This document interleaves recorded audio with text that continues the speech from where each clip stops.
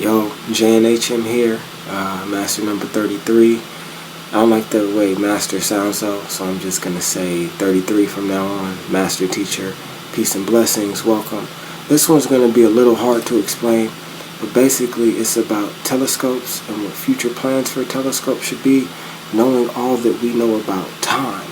And so I recently saw a couple of films. I'm going to link them in the description, and You'll see what I'm on about if you watch them. And the main one I rewatched is called Does Time Really Exist? Universe documentary.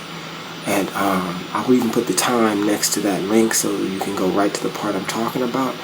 But we experience different times. And ever since Einstein and space-time, we've been trying to wrap our heads around it and put it to good use. And this is one way we can put it to good use, okay? Because say you have an alien here on this planet and a person here on Earth, and they're 10 billion light years apart.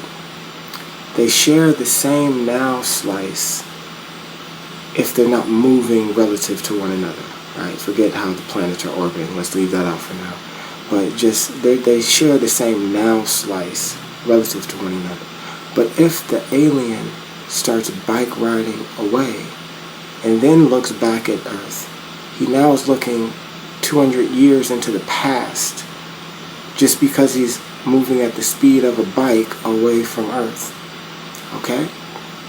In other terms, that means if he's riding towards Earth, he's going to see 200 years in the future, per se, relative to how he normally would have saw it stagnant. And so what should satellites or telescopes should do? We should send telescopes rocketing out. Like, imagine this is Hubble, okay? And here's Earth, right? And we send this thing rocketing out as fast as we can. And then maybe it'll be rocket boosted at first and then kick on to the ion propulsion to get the max speed we possibly can get, whatever our technology can give us at the time. But going at 25,000 miles an hour towards something, they're going to see way more into the future. Okay?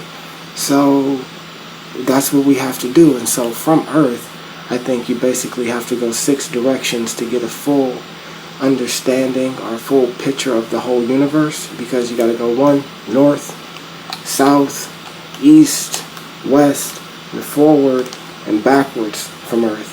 So you can be looking into more of the future in all those directions around Earth or from the solar system per se.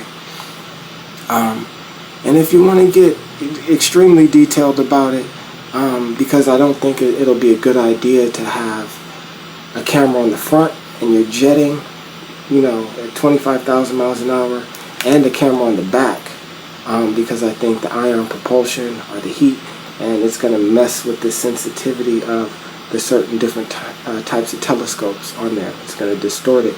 So you're going to need another telescope shot out at the same direction, right? So you have one shot out from Earth, or from the solar system's north, going up and looking into the future. But you also have one shot out as fast as we can, looking back this way to see the past of the southern, portion relative to the solar system.